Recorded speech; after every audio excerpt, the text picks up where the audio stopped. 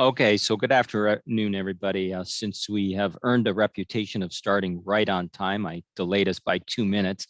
We will go ahead and kind of kick this off and welcome everybody to the November meeting of the Alternative Payment Methodology and Measurement-Based Care Work Group. First of all, just welcome to everybody, and you'll notice that Jeff is not able to join us this afternoon, so I will be facilitating along with Elise to help us with today's agenda, which we're very excited about. But also just wanted to remind folks that you should have known when you joined that we already have recording in progress. If you're not comfortable with that, please feel free to keep your camera off. So this is coming to the end of our work group. Just wanting to remind people and review what we set out to do. And I do think there was some confusion about our fourth or fifth group, which I think I tried to clarify at another point. So I just want to revisit that it was not the intent of this group to develop and put forth a Connecticut alternative payment model or methodology. It was this group's intent from the beginning to review the variety of approaches that a number of other states, counties, or jurisdictions have used to approach alternative payment methodologies, and also to explore a couple of measurement-based care platforms that would allow us to also think about the work that we all do from different or alternative perspectives, if you will. So we do want and will be a part of our recommendations, the components of some of the alternative payment methodologies that we think would be important for Connecticut to consider. One that comes to mind, which I think is a little bit of a standard of practice, but I'm not sure about that. But I think it was well stated a number of times that whenever your jurisdiction or state is shifting, you might not want to go into downside risk right away. So whatever methodology you're moving, that's a more mature system before you actually put a provider group at risk. So anyway, that was that. It's just a general statement about that we're not putting forth a quote unquote the Connecticut model, if you will. So again, just to review, we were going to explore what alternative payment methodologies look like, where again, we started off with value-based care and again, some measurement care platforms. I think we did that in this. We also wanted to check in with a number of the activities that are already exploring APMs in Connecticut, and the 1115 waiver was mentioned. We talked about that, the integrated care for kids, the Inc. CMS grant down in New Haven and Clifford Beers. We talked about that, and we kind of merged resources there and support for each other, and the CZBHC kind of structure that we have here in Connecticut. So all those are current activities going forward in Connecticut that's already bringing kind of the APM approach into Connecticut. And then finally, we'll be formulating for this group some recommendations on behalf of us all in the work we've done. So today we have the good experience of opportunity to have two states join us and talk a little bit about their experiences with that. So I'll pause there, and Elise, let me turn it over to you to see if you have anything to add, and then maybe go ahead and begin to jump into the first part of the agenda if you'd like. Yeah, wonderful. We're really grateful to have guests both from Oregon and from Pennsylvania to share their experience with implementing alternative payment models in their state in relation to behavioral health services. So I've been in contact with Amanda Roth in Pennsylvania and with Laura in Oregon. I'm going to go ahead and turn it over to each of them to be able to introduce the teams that they've come with today. And again, we're just so grateful to have you here. So we could go ahead and start with the Oregon team, Laura and Lisa. Hi, thanks, Elise. I'm Laura Sisolak, and I'm the Children's Health Policy Analyst with the Oregon Health Authority. And I joined OHA as part of the Integrated Care for Kids Cooperative Agreement team. And I believe that's the source of my invitation today to share some of the work we were doing on the Inc. team.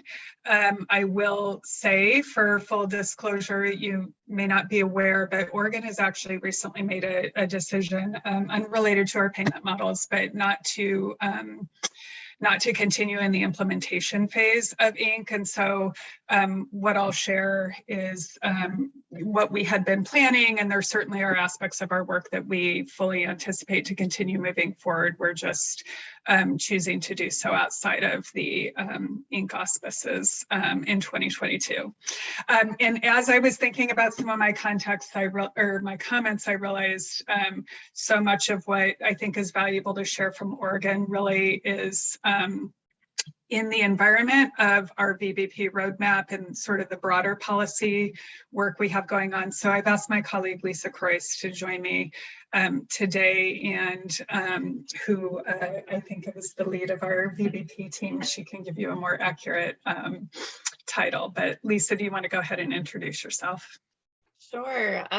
Good morning, everyone. My name is Lisa Croyce, and I've been with the Oregon Health Authority for about 7 years now. I started as the SIM project director, which had obviously a large payment transformation aspect to it. And then, about three years ago, we really started seriously developing our CCO's value-based payment roadmap. And so I've been working on that with Laura and our VBP team, and happy to share details about that if it's relevant and of interest later on as well. So nice to be with you all and listen to the work that you're all doing as well. Great, thank you so much. And we'll pass it over to Amanda and introductions for the Pennsylvania team. Yeah, hi everyone, and thanks for inviting us. We're happy to be here with you today. I'm Amanda Roth. I am the director for the Bureau of Quality Management and Data Review with the Office of Mental Health and Substance Abuse Services in the Commonwealth of PA. I also serve as the value-based purchasing lead for our behavioral health managed care program.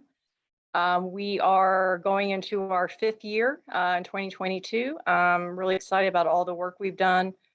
I'm certainly happy to answer any questions about the program from the state perspective, but I'm also really happy to have a team with us to share one of the models that they've been working on. And so with that, I will turn it over to Amy to introduce herself. Hi, I'm Amy Martin Chanefeld. I'm the executive director at Blair Health Choices, and we are a 501c3 created by our commissioners, our county commissioners, to contract with the Department of Human Services to do the Behavioral Health Choices program in Blair County. Okay, and Lori, would you like to introduce yourself? Hello, I'm Lori Furto. I'm the Director of Value-Based Purchasing with Community Care Behavioral Health Organization. Community Care is actually a behavioral health managed care organization that has contracts with 11 primary contractors in the state of Pennsylvania. And those primary contractors are either counties or county joinders that contract with us to do their managed care functions under the Health Choices program. And we work in conjunction with those primary contractors, Amy being one of them, to implement value-based purchasing arrangements. Okay, and I didn't see if Brett was on. If you're on, Brett, would you like to introduce yourself? I believe he is. Yeah. Sure. Hi. Okay. Hi, everybody. My name is Brett Miller. I work for an agency called Blair Family Solutions. We provide CSBBH, or Community and School-Based Behavioral Health, which is one of the VBP options that's provided in Blair County. Great, thank you all so much. So we had kind of thought, instead of doing presentations today from the states, we'd just kind of go through some Q&A, and then we have a few questions that we developed, and then we'd open it up to the broader work group for additional questions. But if we could start with Pennsylvania, just if you could give kind of an overview of your model, and including kind of the intended goals and target population to start us off. I'm not sure who wants to take that. This is Lori. I'll jump in because I'm really excited about really the value-based models that we have in Pennsylvania. We have a number that address children and families, but one that we thought we might be able to highlight for you today is the Community and School-Based Behavioral Health program. It's a shared risk arrangement. And the reason why I think we were thinking of this may be actually a really good model to sort of highlight to you because it is very mature. It was developed initially in 2008 with county, school, provider, and family member input out of concern about the way the behavioral health system was encountering more and more students having behavioral health concerns. And really, many of those concerns were at a much higher intensity than they had ever seen before. So this model was developed in conjunction with many stakeholders. It has been implemented in rural Pennsylvania, suburban, and urban Pennsylvania with slight modifications based upon the needs of the region. It does have some downside risk. It is an alternative payment arrangement. But it's certainly definitely a more mature model that's flexible, and it really does challenge not only it allows for flexibility in the payment and delivery of services, but it challenges the treatment as usual. It did when it was first developed, but it also continues to do that in the regions in which it is implemented. So, treatment as usual may have looked like partial hospitalization for these children, perhaps residential treatment facilities. It could also be in-home. We have an intensive in-home service program. It really does challenge kind of the treatment as usual and using a value-based strategy to support that. So I'll let Amy Brutter, Amanda weigh in on anything else. I mean, I think a lot of Blair County actually has several community and school-based behavioral health teams. And again, just to reiterate what Lori said, a lot of work is done up front as far as meeting with stakeholders and getting their buy-in. And this was a conversation that was frequently happening with our schools and our families around not being able to connect effectively to services and not having the flexibility. I think, one of the biggest challenges is a lot of our services operate from a fee-for-service standpoint. And we've had a lot of conversations with providers specifically around the barriers of fee-for-service and, what it creates, what barriers it creates for them. And if we were to establish a more flexible payment model, of course, as you move along the continuum of value-based purchasing, that flexibility also comes with some risk on there. And, but you really weigh the pros and cons of that in being able to provide that flexibility. And we actually did that with another behavioral health service that's provided to youth and their families. It's called Intensive Behavioral Health Services. We created a case rate, a weekly case rate, or a weekly bundled payment versus every 15-minute unit. And that allows them the flexibility to do what I call value added services.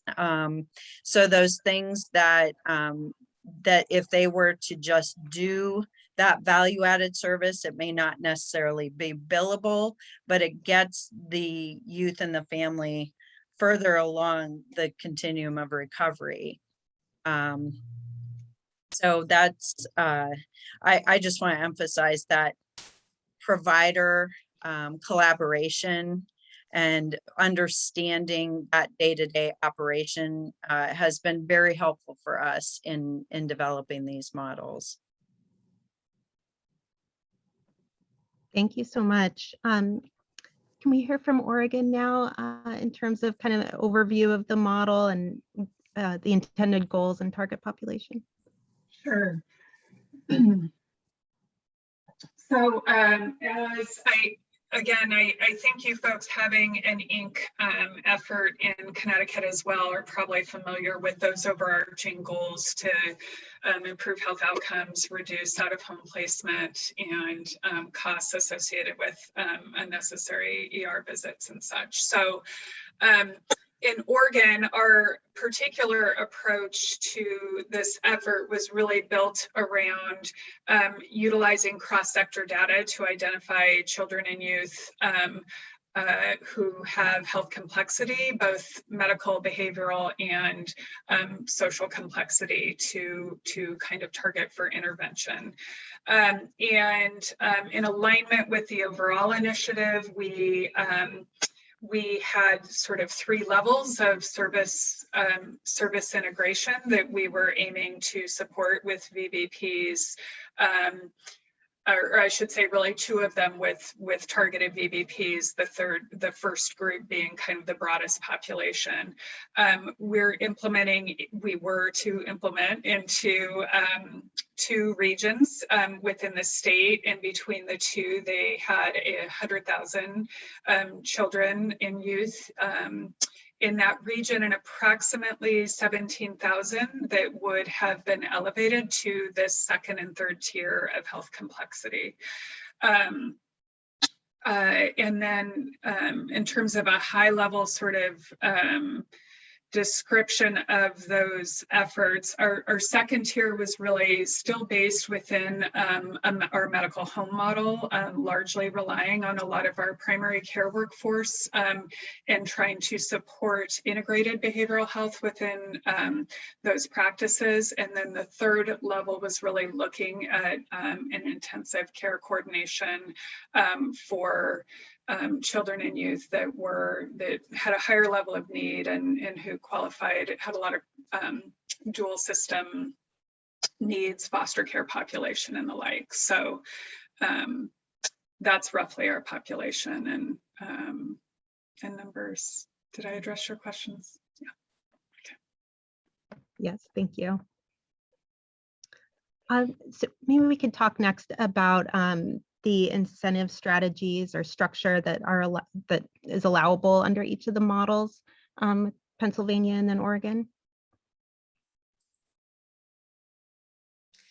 So with the community and school-based model, and also the model that Amy had mentioned around the intensive in-home services, I think one of the key things is one of the strategies that we wanted to ensure that there was flexibility in service delivery. So many of the models that we have are funded under alternative APAs that are approved by the state that are cost neutral, cost effective. And with the community and school-based team in particular, we have the APA amount, they're paid on a monthly basis, but there's actually a withhold. That providers have to meet certain measures in order to earn back that withhold, but they also have an opportunity to earn additional bonus money on top of the APA. So the measures really, there's a number of measures, but they're around fidelity to the model, the clinical model, they're cost-effective measures, and then there's outcomes measures. So we have sort of 3 cohorts of different measures that providers report to us. And again, they receive their monthly stipend for the APA. They can earn back the withhold, and they can earn additional bonus money as well. So that's really how we can ensure that it certainly does remain a cost-effective service as well, but also remain true on the clinical side in terms of the integrity, because the model itself really is intended to be flexible in the schools, in the homes, working with children and families, also providing a case management component, when working with multi-systems. And new for this year is working with a community-based organization to address social determinants of health as well. So that's where the flexibility in funding and alternative payment arrangements really is advantageous for us and providers, because it gives them the flexibility.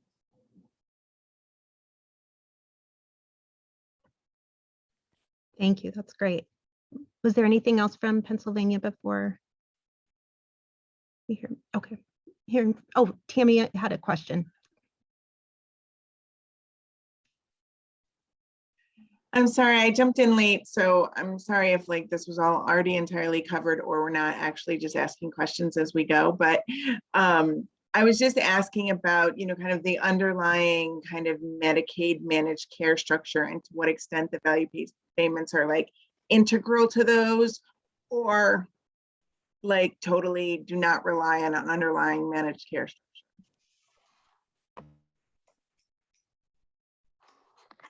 So all of our VBP programs are developed in partnership with our subcontracted managed care company. So the way that Pennsylvania, the way that the funds flow down to the county, and then we subcontract with a managed care organization, then we have certain parameters set up through our contract with the state as far as how much of our medical spend is to be a value-based purchasing arrangement. So it's integrated, it's fully integrated into all of our Medicaid funding. And Amanda, I don't know if you want to add anything to that. I'm just speaking from the county perspective of that. Sure, and just to, for those of you who may not know, and you've heard Lori and Amy touch on this, but Pennsylvania is a little unique because our counties do have the first right of opportunity. So the state contracts with the county, or the county joinder, as Lori mentioned, and then they in turn contract with the managed care organization. So it is a little bit different. Most states, I believe, contract directly with the managed care organization. So just to give you an idea of why the money flows the way it does, as Amy mentioned. But yes, as I said in the beginning, we're going into year 5 of our state required value-based purchasing program. But we know, as you heard Lori say, that particular model started in 2008, that there were already a number of value-based purchasing initiatives across the state. We just in 2018 decided to roll out some state requirements. So beginning in year 1, I believe it was 5% of the total medical spend must be tied to value-based purchasing payment strategies. We have increased that requirement over the years. So going into 2022, the requirement is 30% of the total medical spend must be tied to VBP. And then of that 30%, half of that must be in medium or high risk payment strategies. And I'll stop talking now. I think, Laura, I think for Oregon, there's some similar kind of targets for medical spend. Is that correct? Absolutely. So I'll just do a quick intro and then I'll ask Lisa to elaborate. Really great question. And so in Oregon, we implement our managed care program through coordinated care organizations, which are more or less regional MCOs. And so their budget is fully delegated in a global budget. And there are very concrete VBP requirements that in our most recent iteration of our 1115 waiver are really well articulated, and behavioral health is integrated along with the medical benefit. And so when I describe sort of these specific payment models under the INC program, it's very much aligned with that overarching VBP roadmap. And Lisa, I wonder if you want to speak specifically to the targets. There are a few different components of the roadmap. Sure, and just to clarify, some states do have their VBP targets in their waiver, their 1115 waiver, and we actually do not have our targets in waiver. It is in contract, and it is a 5-year contract. It started in 2020, and it goes through 2024. So we have annual targets that the CCOs need to reach, and these are with their contracted providers. So this is from the CCO and their network of contracted providers. So just to begin 2020, we required 20% be in a VBP. And so we We use the LAN. I don't know if you all are familiar with the LAN framework, and that's a classification that CMMI has come up with to classify different types of VBP models. And so that's a part of our contract requirement. Beginning in 2020, that 20% had to be at least with what is a category 2C, and that's a pay for performance. I could really get into the weeds about all the different requirements and different levels of risks, but I won't bore you guys with that. Each year we required it to increase 20%, 35, 50, ending in 75% in 2024. Must be at least in a land category 2C. Beginning in year 3 and 4, then there are risk requirements. It begins with part of that needs to be in a risk. It's 20% in year 3 and then 25 in the 4th year. And so that was an intentional kind of runway for them to develop the infrastructure that is needed with their providers to really do the more complicated VBP arrangements. The other thing about our state is we have quite a few rural and frontier areas. And so we've really allowed flexibility. We have 14 different CCOs, so that's also quite a variety in the type of CCOs in each service area. And so we had to have flexibility and some kind of standardization. So they are, in this 5-year contract, they're able to develop the models that make the most sense to the needs of their service area and their community and members. So that's kind of why we took that approach. We also have primary care.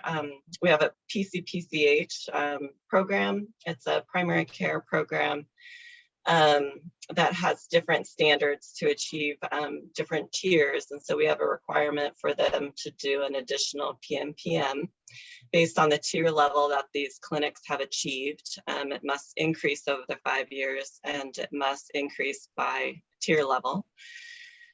And then beginning in, due to the pandemic, we actually delayed some of our requirements. So now in year 3, they begin to have requirements. So that's 2022. I keep thinking it's 2022 already because I've been doing work for 2022. But in 2022, they begin what we call our care delivery area requirements. And these are areas that we know they don't have a lot of experience in doing value-based payment models. There are 5 different areas. 2022, they're required to do VBPs in behavioral health, maternity, healthcare, and hospitals. Then the next year, they'll be required to either do a pediatric VBP or an oral health VBP, whichever they don't do, they have to do in the 5th year. So by year 5, all 5 should be implemented. All of those also need to be at least a P for P for hire. And once they begin those arrangements, they must run through the end of the contract. So we really are hoping to get them experience in these different areas to build upon in the next 5-year contract. So I'll stop there because I go in rabbit holes on this topic, but happy to answer any questions. So I think, because I know we're tight on time, I'll just say those models that I described, were developed to align very specifically with those requirements that Lisa outlined. That's why, as I explained, our level 2 approach for coordinated care for those kids in kind of the mid-range is really built off that PCPCH model, which also with respect to Oregon standards has an integrated behavioral health set of standards. So we're pulling on those threads and making sure that our INC program aligned with those, and that overall the model that we were working on for the highest risk kids would have met requirements for that care delivery area in pediatric care that Lisa just described.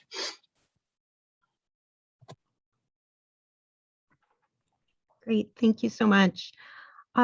Maybe we could talk a little bit more on the provider side, kind of what benefits have been seen on the provider side, and also how the state kind of strategies that the state used for engaging providers that proved to be successful, and kind of what you learned from that process. We could start with Pennsylvania. Amy and Lori, I'm assuming you want me to talk here. So from the provider side, we have been working with Blair Health Choices. We've had this particular program for the last 8 years with our company. Some of the benefits we definitely see from our particular program is the flexibility, what Lori and Amy both talked about. We're able to provide multiple levels of service to families and clients, all within our program without referring them out, with having other providers or anyone else in play. And we're able to provide it in all the settings. We work in the home, the school and community setting. We're able to provide case management if they would need it. So basically not talking about all the different things that we can provide. We can meet every level of care from level 1, pretty much the whole way up to level 4.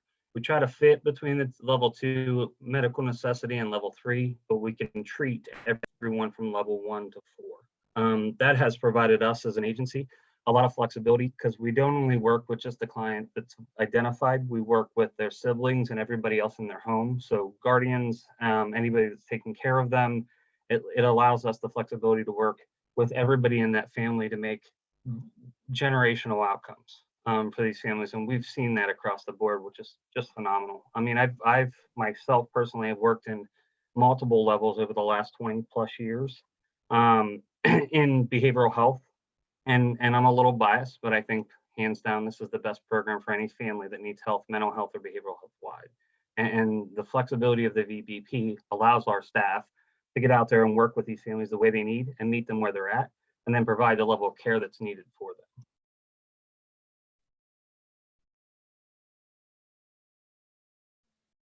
Which I would say, is really, again, like what every time we're looking at a VBP opportunity, we're trying to identify what those barriers are to really delivering quality care. And we spend a lot of time talking about what quality care looks like, and then talking about how they measure that, and, developing measurements that are meaningful, because at the end of the day, what we want is for our youth, our families, our adults to be getting the best quality care. And we've also worked with providers around parameters to measure on their end as far as staff satisfaction. That was one of the parameters that we looked at with the bundled payment, because they didn't feel like they had the flexibility to work as a team. The bundled payment allowed that to happen. So we wanted to measure staff satisfaction. We also measure staff retention because of the idea of getting more supervision and feeling more competent in their roles. So we work with providers to be able to capture those parameters too, and see the outcome of that. And thankfully, we've actually seen that work in their favor. So That's great. Thank you. Was there anything else from Pennsylvania before? I don't want to cut you off. I was just gonna, the only other thing that I would add, kind of Brett made me think about, is just that to highlight really the flexibility to, as well as to, when you're developing an alternative payment arrangement or something that is requiring measurement, is just to be very careful as to what level of burden it does have on the providers and the clinicians actually doing the work. Because you certainly don't want to set up, you need to know what the outcomes are. You need to know, information about outcomes and cost.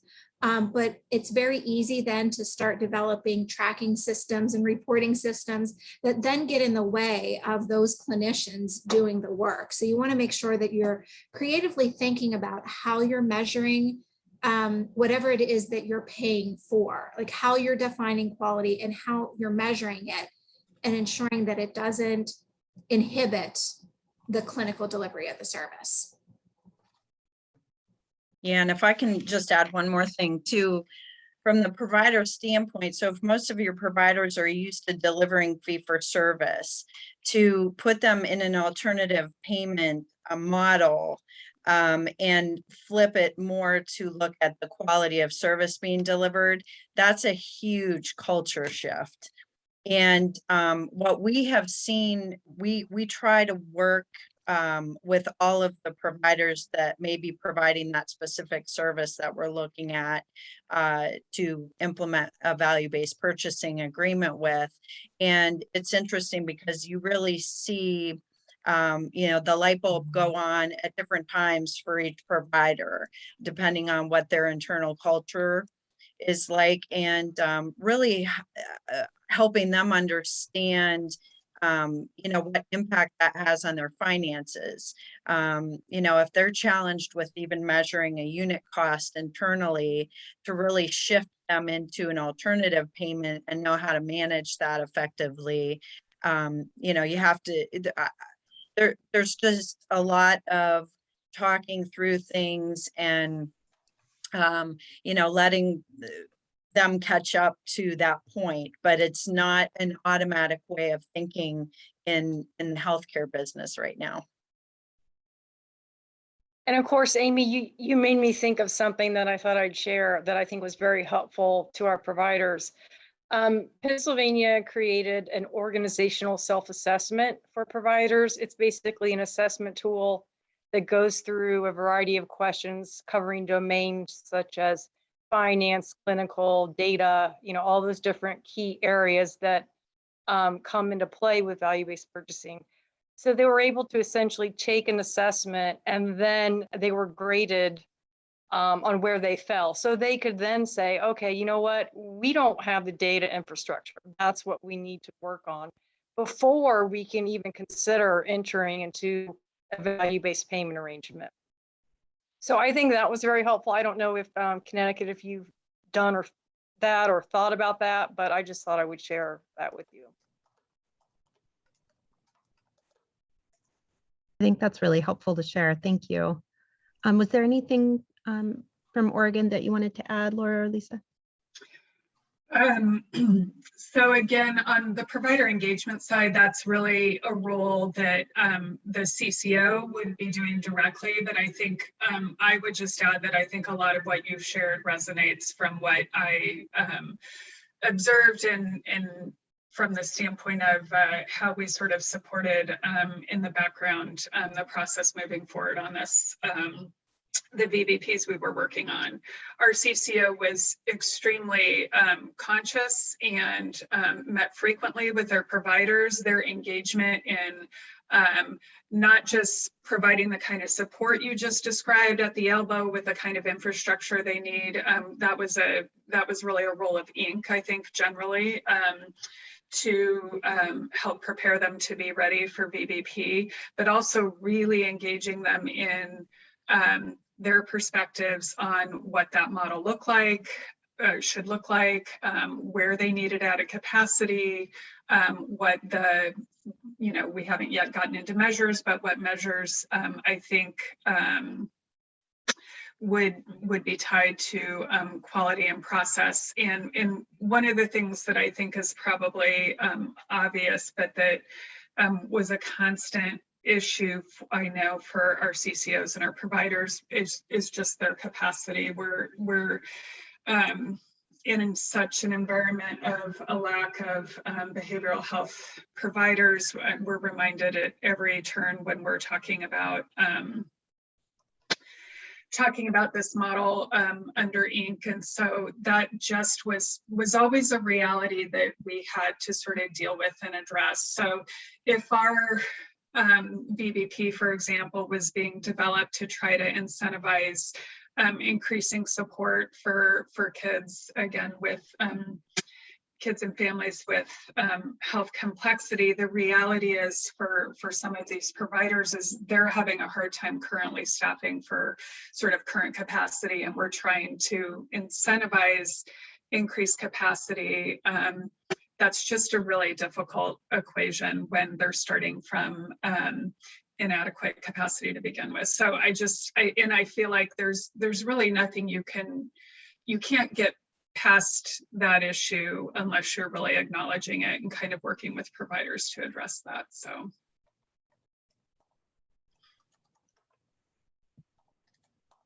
Thank you. I know we had a couple other questions, but I want to make sure that the work group members have plenty of time to ask questions. So I think I'll just be quiet and see if there's questions among the other work group members.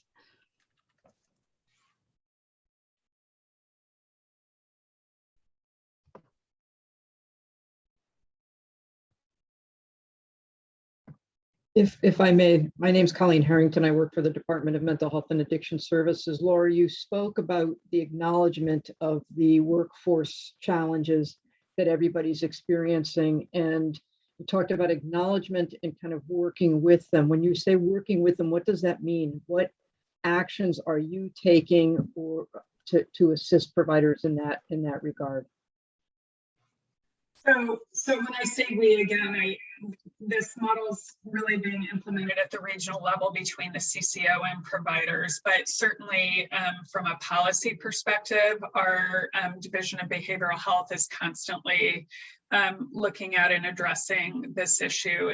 And so it's kind of just a tension that, as I said, I think is important to address. And I know that our behavioral health division is working on a lot of strategies to try to address this. We actually had a very successful, I think I would say, legislative session with respect to increased resources being devoted to behavioral health workforce. So that's a support sort of at the state level that I know we're very focused on. With respect to the CCO and how they're acknowledging and supporting that is, you know, I think they are trying to work on targeted additional resources that can really kind of expand capacity at certain practices. And so I think it's very much on a one-on-one basis that they're really engaged with providers to identify what might be helpful to support expanded capacity given the limited human resources they have. How can they provide additional supports? And you know, essentially I would say that really what they've learned is they kind of can't go a lot faster than that provider is able to go in terms of building their capacity, and so they're doing what they can to try to support that. But it's I know, just as the example, our CCO had a contract out front to try to sort of capitate one of our providers for expanded capacity and wraparound care, for example. And the bottom line is the provider just was not able to fully staff it, and they felt like they weren't, you know, they weren't meeting sort of even those minimum requirements for that point. So they kind of put a pause on that agreement and are looking at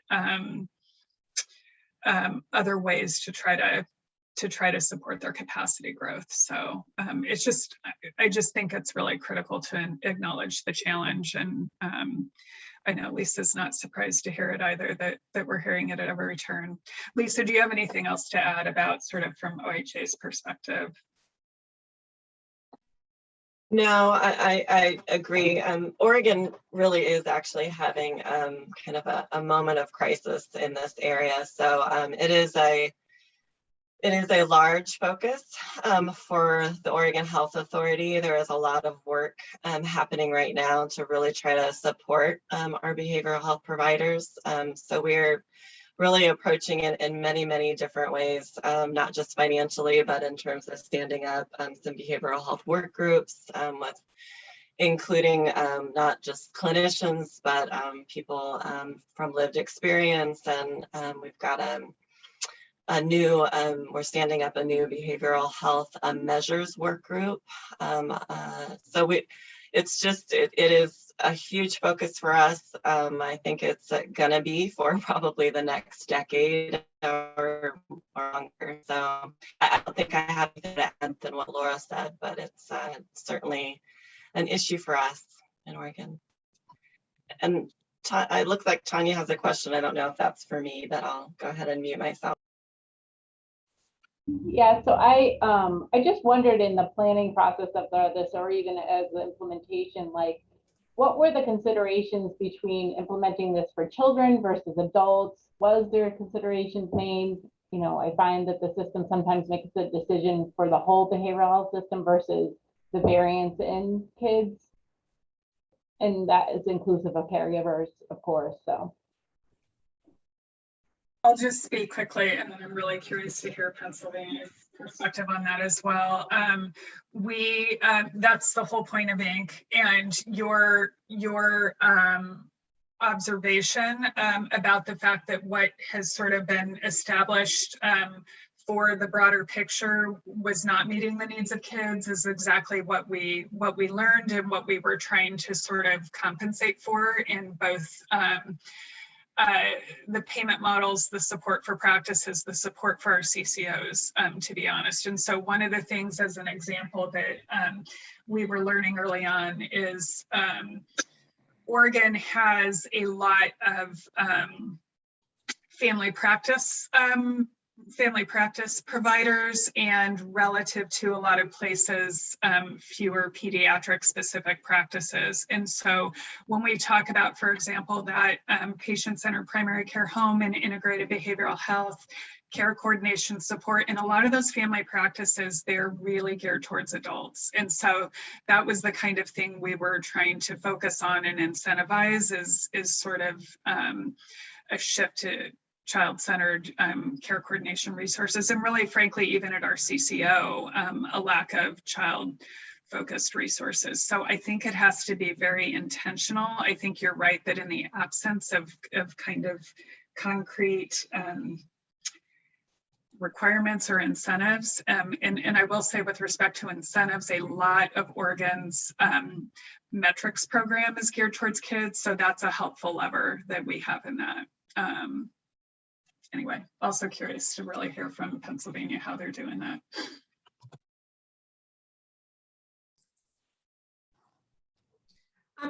I'll really speak from my perspective on things is I think there are key issues that are ripe for a value-based solution that really do cut across multiple populations. It's just not a child or adult issue. I think things around transitions of care, access to services, and integrated care, addressing social determinants of health. Those, there's probably a few more, but those are sort of some of the things that really rise to, I think, the level in which a value-based arrangement can really help address that, regardless of population, whether you're looking at children and adolescents, where you're looking at adults, where you're looking with folks who have substance use disorders as well. So I think building the value-based arrangements may look a little bit different depending upon the nature of the providers involved, the populations that they're serving. But I think really across all populations, there are some really key challenges. How you do that and how you measure it may look a bit different, but I think that's where value-based, you can begin to build population-focused value-based arrangements and transition from that I see a question about pay for reporting to paying for process to paying for outcomes. Whenever you shift your vision to looking at big populations and going into total cost of care, is by looking at the key things that really can be solved by value-based strategies that affect large populations. And I don't know, Amy or Brett, if you have other thoughts or Amanda on that, but I think that's what kind of my first gut reaction would be. Yeah, I would have to agree with you, Lori. We're not necessarily targeting adults versus children. It is everything that is brought up through all of our quality measurements that we do with the program. So everything from, we have a consumer and family satisfaction team that are people with lived experience interviewing others that are receiving services. And we're getting all of that data coming in about the quality of services being provided and looking at that. And we're doing quality reviews at the provider. And so really, and then we have a lot of provider groups that get together based on the level of care that they provide and being able to talk through, some of the barriers with service. And that's really then where we say we need to have improved quality in this area. We need the service to be able to demonstrate better quality service. And then we establish from there how we want to move forward with a value-based purchasing contract.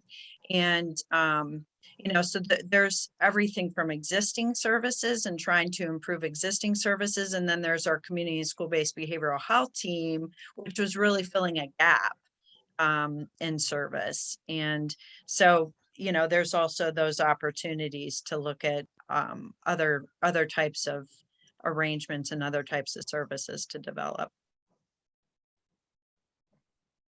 Thank you. I think since you've touched on it, we could just see if if anyone else or from Oregon's perspective want to address Hope's comment in the chat regarding moving from the pay for reporting or process to pay for outcomes. And then I know Melanie also had her hand up. Yeah, I'm not sure what Lisa would say to this, but I would say that's why our glide path largely, and from sort of prior experience, which before joining Inc. and OHA, I worked with our Association of Community Health Centers for many years, and having that kind of a glide path is really, really essential. And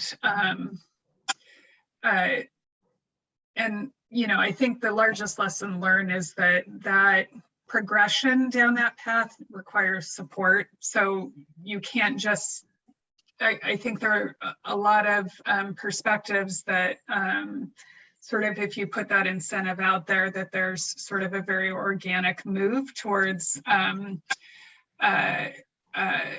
meeting those outcomes, or sort of transitioning systems when those incentives are moving towards more pay for outcomes. But the bottom line is there are a lot of providers that really need that, as they say, at the elbow support to be building the infrastructure that's needed to be successful under a more outcome-based platform. So I think that's something worth considering.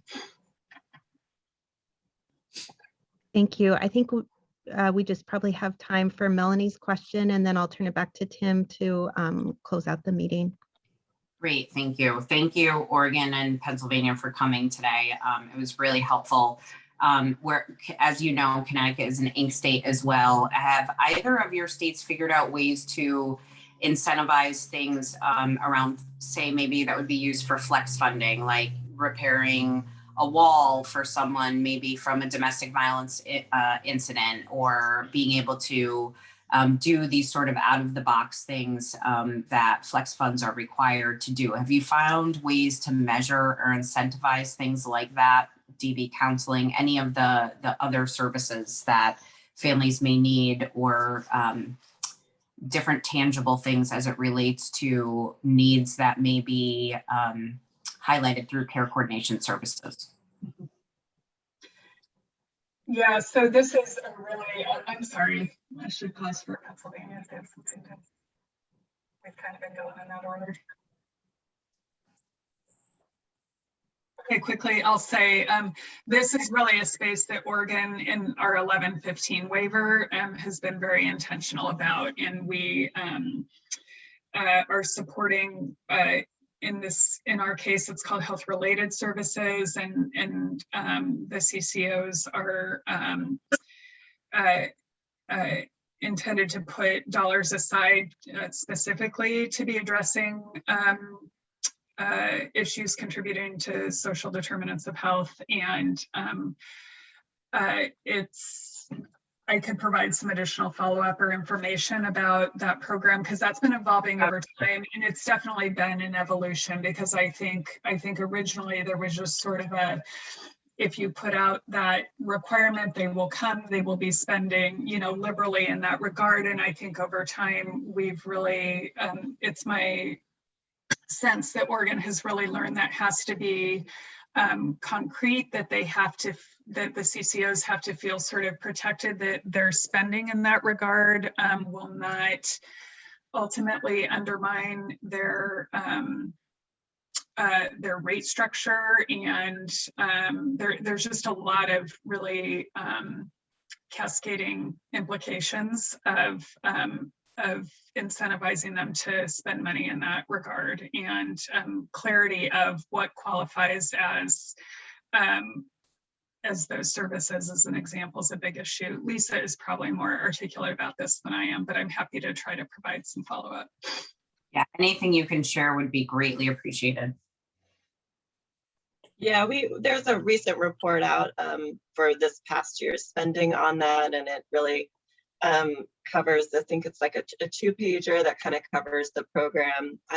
Y'all might be familiar with it as Flex Services, which it was kind of written up about a lot in our first 5-year contract with the CCOs. But I think Laura's right. There's a couple great kind of overview documents. I think that would be good to share.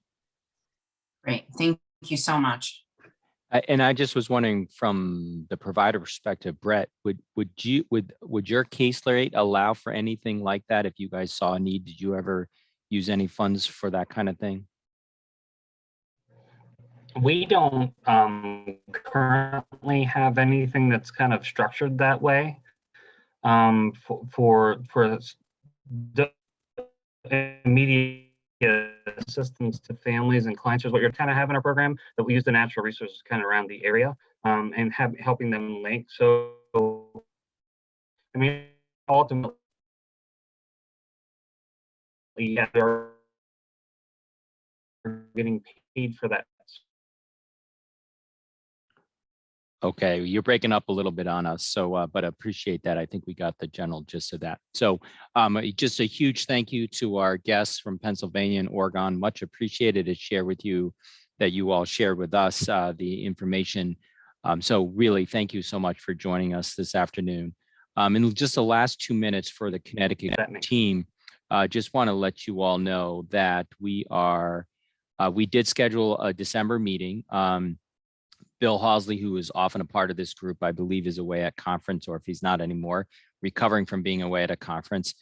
He would like to use this group to bounce off Connecticut's DSS's APM model for us to take to give some feedback as stakeholders to the Connecticutly developed model. So we as a group are not developing the model. So DSS is coming to us asking for stakeholder feedback utilizing you all, which I think this might have been our 5th or maybe even 6th presentation on this. So I think you all are some of the stronger experts in the state, since we're still new to this whole thing. So just want to say that is scheduled for December 15th at 9 a.m. So it's a little bit off of the traditional meeting time as this, and that will very likely wrap up our last meeting for that. We'll talk about it then also, but we'll probably be able to wrap up this work group at that time.